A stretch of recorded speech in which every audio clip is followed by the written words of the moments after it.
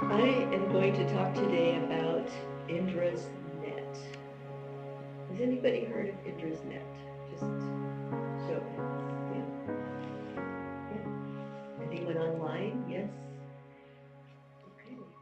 Yeah, quite a few. So, but not everybody.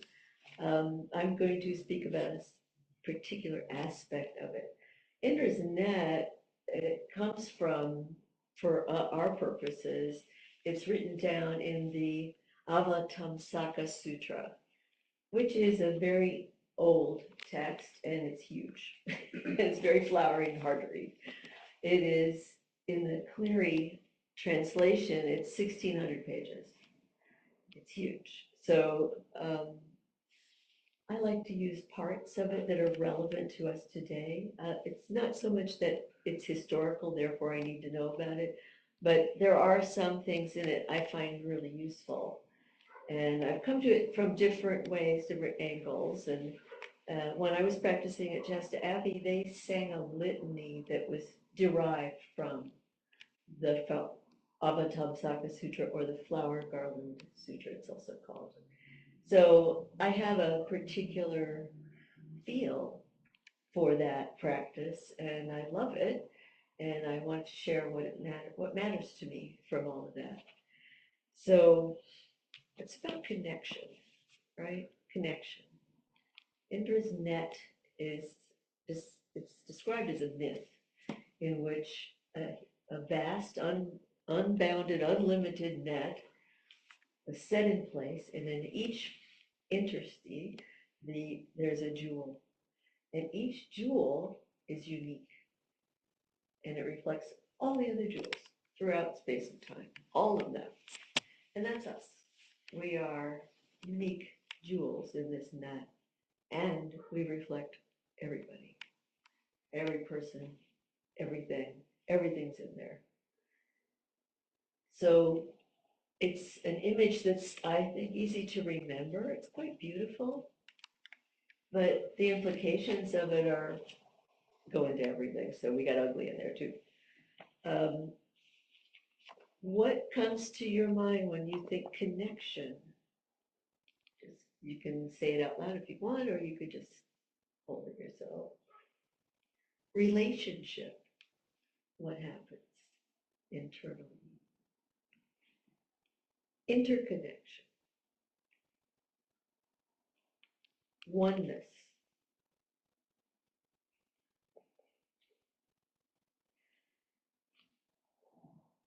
So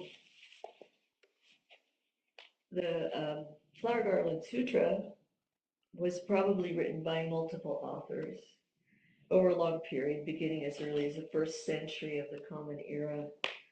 The oldest version is a translation from Sanskrit to Chinese, and then we have it in English. There are 39 books within it. Each book is quite hefty. The important thing about it is that it was a radical scripture. It contained paths to awakening and the Bodhisattva lessons for all genders, all people, monk and lay, people considered immoral at the time, such as sex workers, or well, they still sometimes are considered that. So everybody, we're talking every single person, no one left out, rich, poor, everybody. Kind of like the fires in LA are democratic. They they don't pick and choose. Everybody included. But in this is the Dharma of inclusiveness, deep, profound, and vast inclusiveness. And it also says, to be more important, we're all capable of awakening. And we do it together. I'm so pleased to hear you say you're coming to practice together in community. It really helps a lot to do it in community. So there's a performance piece written by Meredith Monk. She is a Buddhist artist who works in a lot of things, but mostly the intersection of music and movement. She this piece that she did, Indra's Net, was performed recently in New York City, and I had a chance to go there. It was great. I know her from previous periods where she came to the monastery I was living in and gave us a vocalization workshop. She doesn't usually sing words. It's very rare. These are sounds. She uses sound and movement and lifts it from our ordinary meaning in that way, lifts us out of our habit patterns by using pure sound. So when I worked with her before, she actually had a meltdown and we had to delay everything. And the abbot got mad at me for delaying stuff. And we all got over it. Yes, we did. And went on to hear an amazing performance. She did one where she, with her voice, imitated the path of a fly. Like like that. And not only did she do that, but she did it twice, exactly the same. She had actually memorized her piece. So that takes talent. Um, I don't need to do that in my life. You probably don't either, but it was a really great thing. So for this piece of Indra's Net, she had the 8 movers who were dressed in all white. She had their shadows who were all dressed in all black. They were all on the stage. There was a chamber music orchestra that was arrayed around the circle. The stage was a circle, like we are today. There was a huge mirror-like projector at the top that projected images to the floor where the dancers were. Sometimes they were branches of trees, other things. The entire performance, which lasted quite long, maybe 3 hours, had no words at all. Sounds and movement, sounds and movement. Nets, webs, connections, jewels, mirrors, shadows, silhouettes, live actors, us. We're all there. We're all in this Indra's Net. In the beginning, the singer movers sat in chairs and they moved one hand to the leg of the person next to them, like that, just kind of either on or hovering. So I'm going to ask you all to do that. Just extend an arm to the person next to you. Yeah, just go around the circle. Yeah. Yeah, not both. One.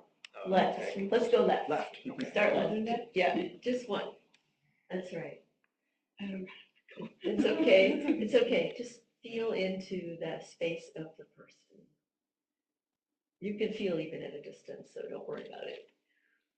And then cross your body with your hand and go to the other side. Same hand, the other side. You're including everybody with this gesture, everyone in the circle. You may or may not be in a space that makes them uncomfortable. You may be a little far, or you may be in a space that makes them feel uncomfortable. Whatever it is, or they're cool with it. We're connected. We're connected energetically in ways we don't even know. Quite often we don't know. So now I'd like you to add some vocalization. You don't have to use your hands this time, but just start making some sounds, whatever you like. You can call for your mama if you want to. So just, yeah, yeah, you can hum. Yeah, yeah.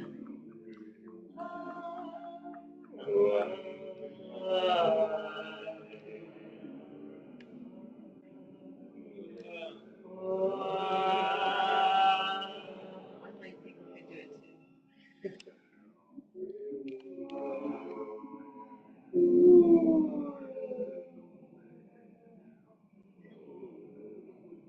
If we did this for a long time, you'd probably find our voices converging in ways that you couldn't predict at the beginning. So we merge, we reach into one another's energetic space, we send sound that reaches all around, and there's a convergence that is part of our lives all the time, whether we know it's there or not.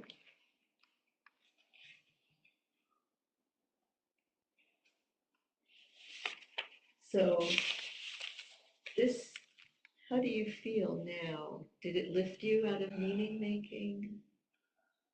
Yeah. Yeah, everybody's saying yes.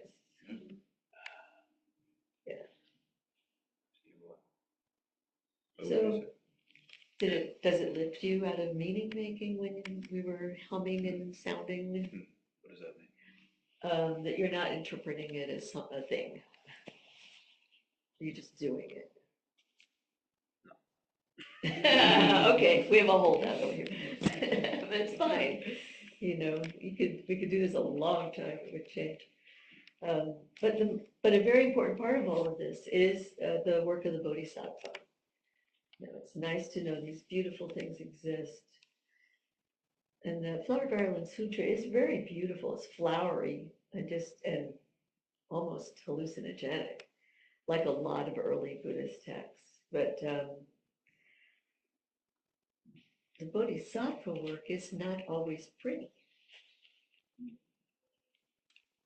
So there are the vows that we're going to sing or chant today at the end of the program. Those are the Bodhisattva vows. It's a shortened version.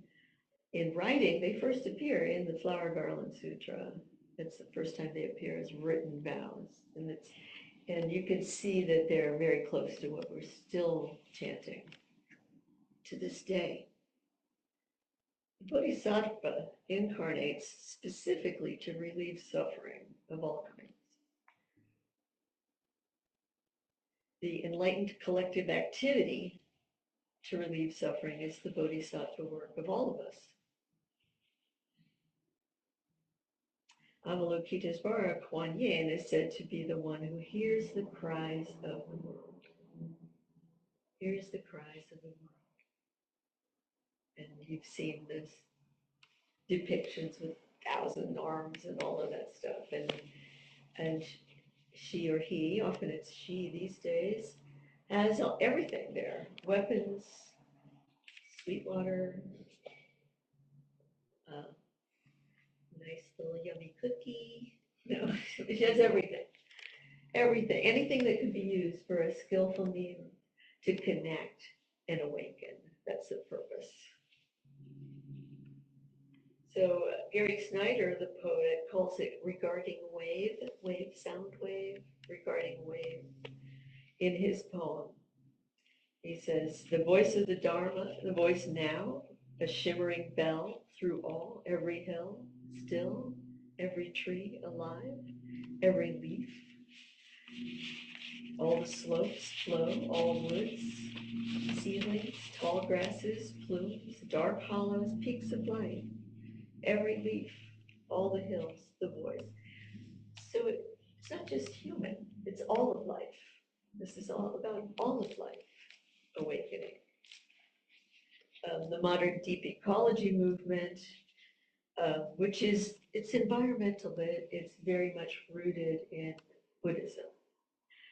Joanna Macy is probably the one most of you have heard of, who is a leading figure in that movement of deep ecology. It looks to the reciprocal relations in everything. It's not me doing to you. Everything's reciprocal and not like a balance sheet. It's not like one for me, one for you. It's organic and it's continuing. Like Robin Wall Kimmerer writes in her book, she draws on both her training as a botanist and also her indigenous background. In her books, Braiding Sweetgrass, Gathering Moss, and the Service Berry, she speaks of it this way. They weave a web of reciprocity, of giving and taking. In this way, the trees all act as one because the fungi have connected them. Through unity, there's survival. All flourishing is mutual. soil, fungus, tree, squirrel, boy, all are beneficiaries of this ongoing mutual reciprocity. So it's like the Hafiz poem. Even after all this time, the sun never says to the earth, you owe me. Look what happens with a love like that. It lights up the whole sky. So this is a reciprocity of love that's alive and continuing. At the quantum level in science, as we are now delving into more and more, it shows how everything is boundless, completely in line with Buddhism. There are differences of scale, big, little, teeny, enormous. They're bounded because we set that boundary and take a look. It's a particular viewpoint, but it's a conceptual viewpoint. There are choice-dependent actions. We choose to feed ourselves and stay healthy. And at the same time, we are boundless as well. Whatever has come to us to nurture us is coming from everything. There's no boundary on it. All things are nourishing as we in turn nourish all. Some of these relations have been known for a very long time. Chinese medicine for 5,000 years at least. Indigenous people, countless generations. Shamanic healing traditions. Some of it's just being rephrased and reinvestigated in the language and material and methods of modern science. So the Flower Garland Sutra, the Avatamsaka Sutra, says the Buddha Bodhisattva awakens and enters realms. The Bodhisattva cultivates particular skills to be able to enter all kinds of realms. You don't just stay stuck at home in your room. You enter realms for mutuality, reciprocity, collective awakening. Shasta Abbey, the Sangha, sings some excerpts from the Flower Garland Sutra. So here are some moments from it. To bring all universal action into one act, and one act into all universal actions. This is the Bodhisattva. To bring sentient beings into one body, and one body into all sentient beings. Bodhisattva is flexible from the vast to the particular, back and forth. To bring all uncountable kalpas into one moment, and one moment into all uncountable kalpas. Time and no time. The Bodhisattva is flexible. To bring all Buddha Dharmas into one Dharma, and one Dharma into all the Buddha Dharmas. All the teachings in one teaching into all the teachings. To bring inconceivable numbers of places into one place, and one place into inconceivable numbers of places. There is no place. There are places. It depends on the view and what is necessary for waking up and for waking each other up.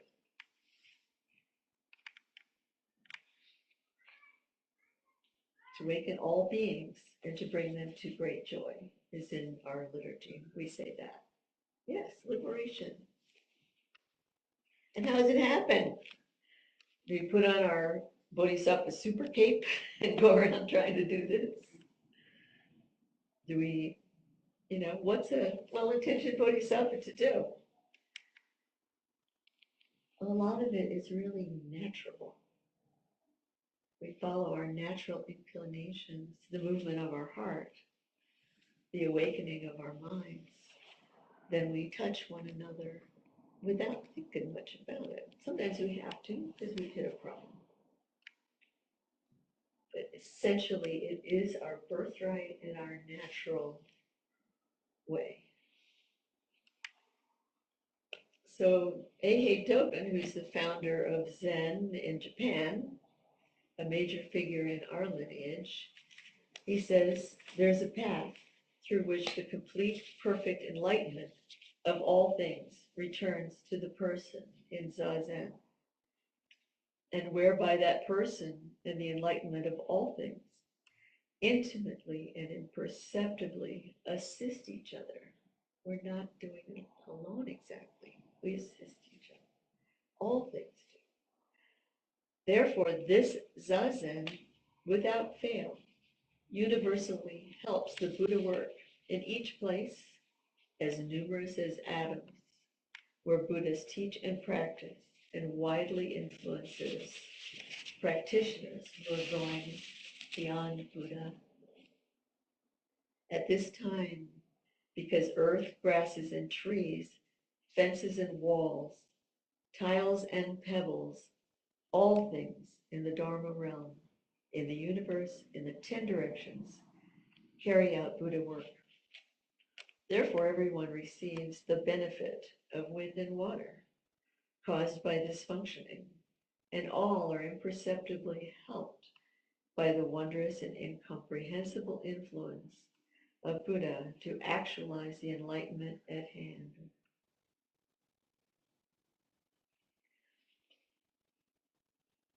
The practice of Zazen is enlightenment itself, here, now, in our lives, us. We humans who suffer, feel pain, physical and mental, commit atrocities, carry out innumerable acts of kindness, feel bliss and joy, all of us. We embrace the joys and sufferings, as we say in our peacemaker order. Suffering is where difficulties can lie, but it can happen in the joy too when we cling onto it and it turns into suffering through our grasping. It's our animal body's instinct for preservation to avoid pain and seek pleasure. That's fine. We can also go beyond it. We can also become vast, like the Bodhisattva, to move through all realms as needed. All creatures can override avoidance to help others. And we see that often in the form of a maternal movement. Mothers, animals do that all the time, put off their own satiety or their own needs for the sake of their children who are dependent on them. So the mother is a strong image for the Bodhisattva path. Maybe you've had mothers who aren't so kind, or moments where it wasn't so great. It's only a blip in time. The intention is to help.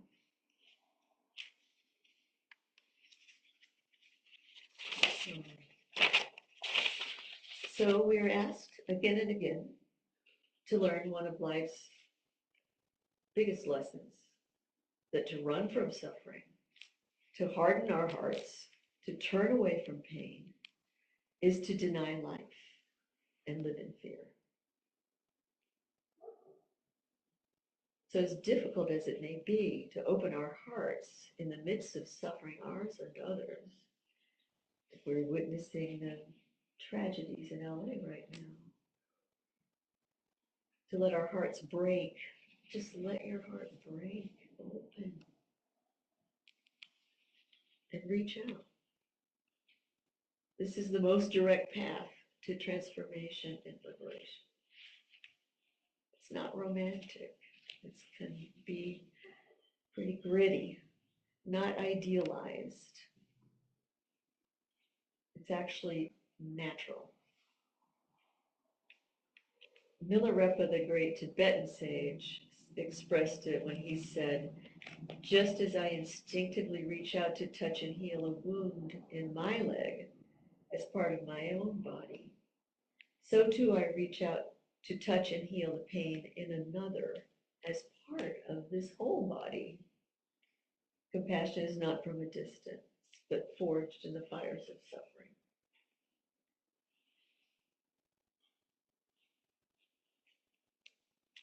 We cannot always change the heart of or the life of another. We can always take care of the state of our own mind. Can we let go of our own resistance, judgments, fears? We can acknowledge them, see them, and really let them move on.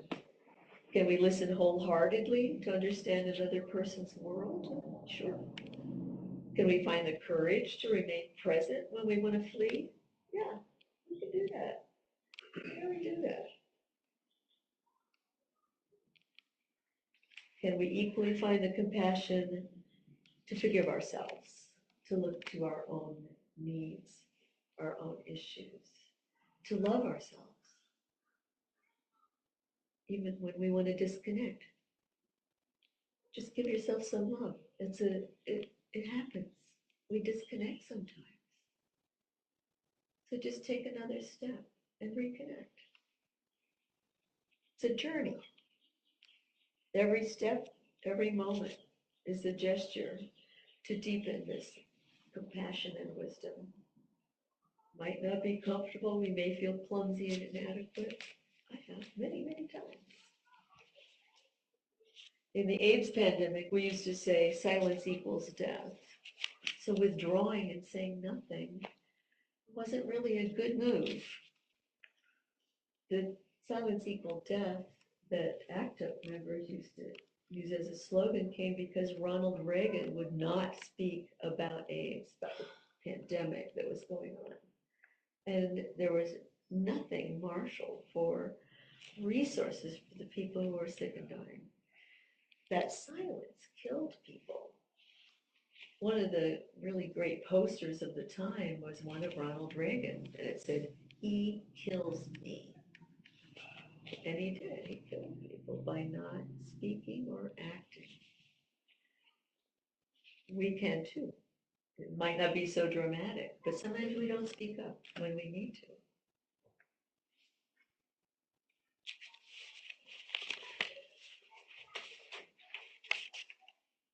Pamela Ayo Yatunde, do any of you know her?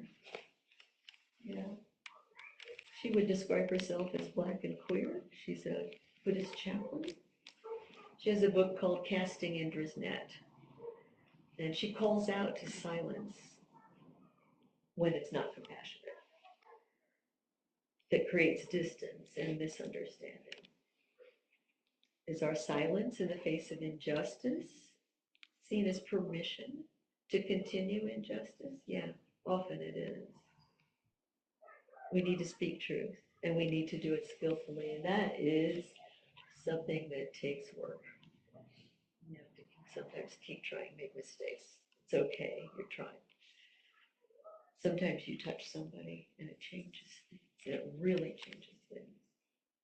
She calls for the platinum rule rather than the golden rule. Golden rule, do unto others as you would have them do unto you. She has a much more lengthy platinum rule. She asks us to observe and bear witness in an unbiased way, recognize human complexity, acknowledge imperfection, see others as kin, as relatives.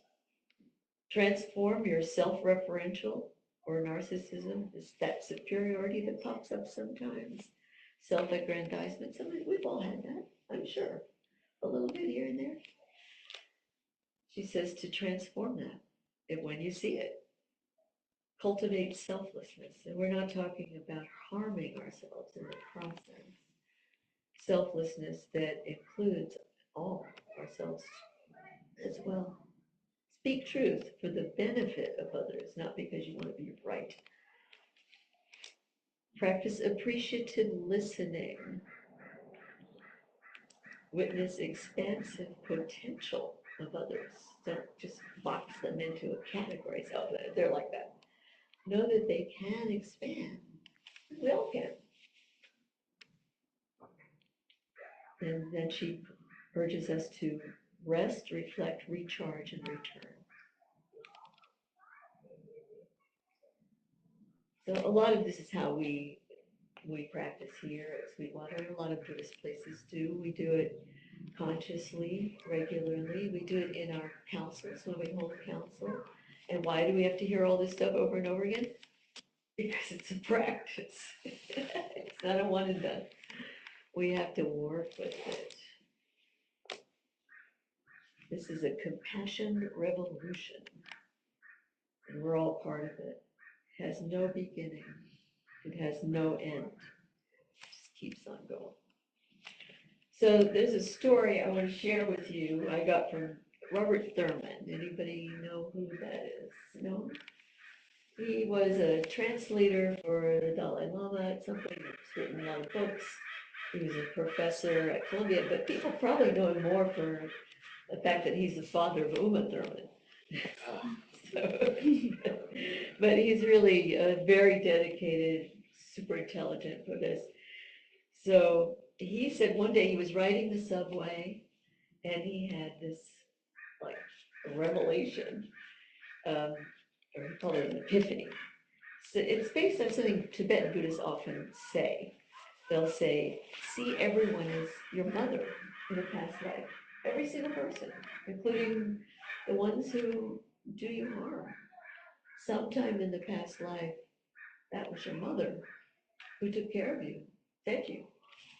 But he changed this whole little story into, what if you're on the subway and suddenly these great sheets of metal come down. They're soldered into place.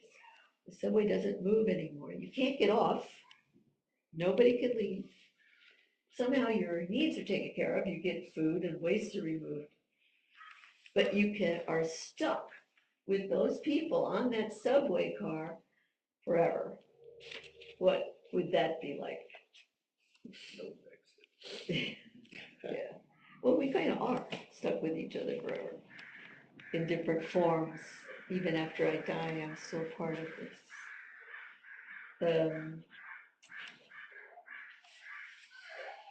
I'm not going to say forever. I'll just say, how about like 1,000 years?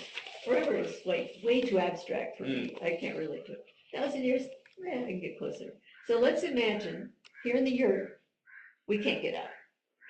The sheets of metal come down, the doors are locked. We're all here, and we're going to be here 1,000 years. What would that be like? And we're fed. All our needs are taken care of. But we have to see every single aspect, including the stuff that we find embarrassing. We can see all of it because we're here locked in together for so long. That there is no escape from being who we really are. And to practice compassion in that setting. So now imagine it's not just us. Let's bring in the people you really have a hard time with. And who would those people be? For me, it might be my ex-husband. Anybody have anyone you'd say would be really difficult to stay in the yurt for 1,000 years? Say, we don't die either, by the way. What's that? Yes, Elon. Yeah, let's invite Elon in here. Anybody else? Somebody that would be hard to be with? Oh, yeah. My parents. Okay. Yes, yeah. Consistent principal at my school. Okay. Yeah. 1,000 years, we don't die, they don't die. We have to be with each other in what becomes very intimate over such a long time period. So, yeah. So Martin Luther King Jr. says it this way, it's the inescapable network of our own mutuality. And it really is. So we need more of the Avalokitesvara tools in our belt. Yeah, I'm going long, aren't I? He looked at the clock.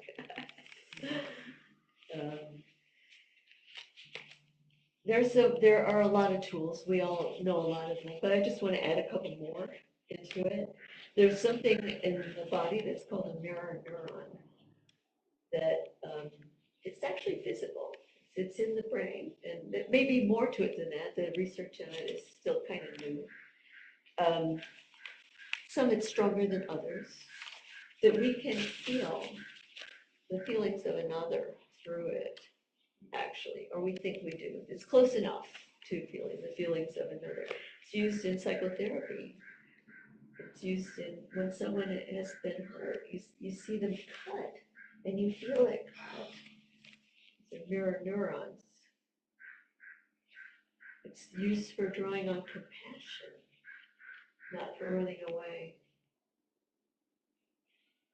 Compassion, the word, is the ability to feel with, and the mirror neurons are part of this. And it's been found so far in research in humans, primates, and birds. And there's plenty more research still to go. We develop empathy. Empathy can be developed. We resonate with the person. There's an attunement that happens, like we did in the very beginning. We attuned with sound. We were making sounds together. We're attuning. We're attuning. We're feeling one another's energetic bodies. So the people you have trouble with might leave you feeling dysregulated, amped up. And you need to bring yourself down from it any way you can. I'm not going to go into all the methods of doing that. There are many, and you probably have some of your own. But you can, not only can you receive the emotional dysregulation of someone else, you can give regulation to somebody. So I just want to emphasize that part of it. Making yourself calm, feeling into yourself, whatever it takes, find something that helps you feel calm, regulated, and use that before you speak with a person who might get you off kilter. Just take time with it. They may have reasons. They were abused as a child. They have a brain injury. There are all kinds of things. They were neglected. There's institutional racism they've been exposed to their whole lives. There are lots of reasons one could feel dysregulated in so many settings. You could be overregulated and you could be underregulated. There are two things. Undercoupling is like dissociation. That's where you disappear into wherever the sky, spacing out. We're talking about being present with it, with regulation, being present and offering your presence and regulation to others.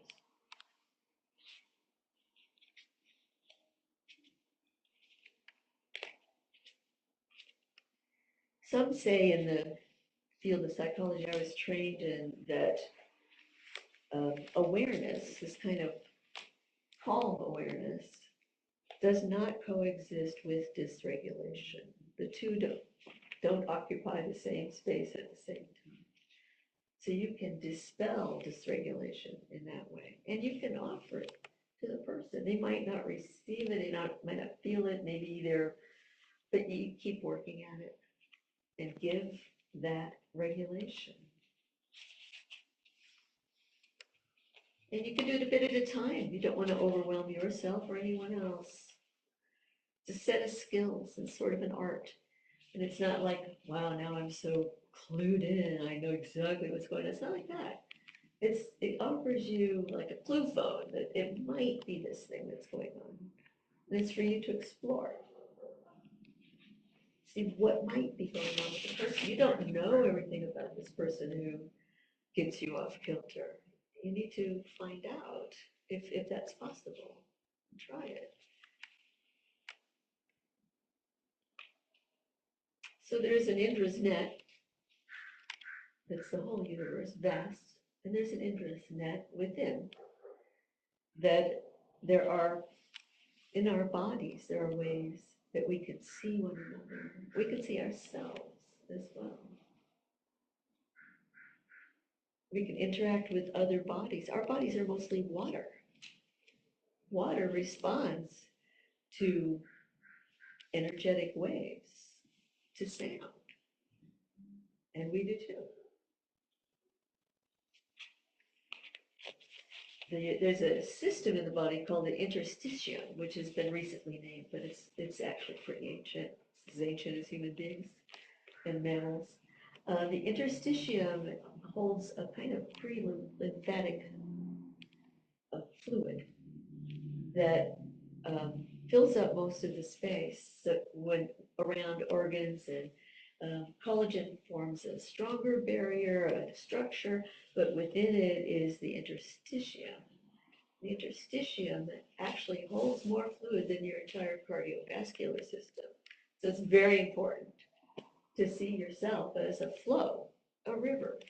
See yourself as responsive, that you can see and feel and mirror everything. We are not exactly the same, each one of us. Our bodies and abilities are different.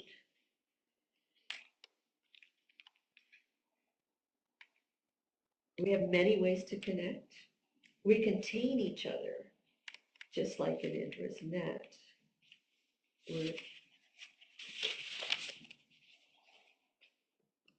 So Walt Whitman said in Song of Myself, do I contradict myself? Very well, I contradict myself. I'm large. I contain the multitudes. I concentrate toward them that are nigh. I wait on the door's left. So it includes everybody, even though it feels like a contradiction. So let's discover the multitudes within us and bring them to unity. Let's find what's inside us, and that is inside another. And realize there is no other, no one inside, no one outside. To bring sentient beings into one body, as the flower garland sutra says. Let's do that. We need it. So, questions, comments, anything?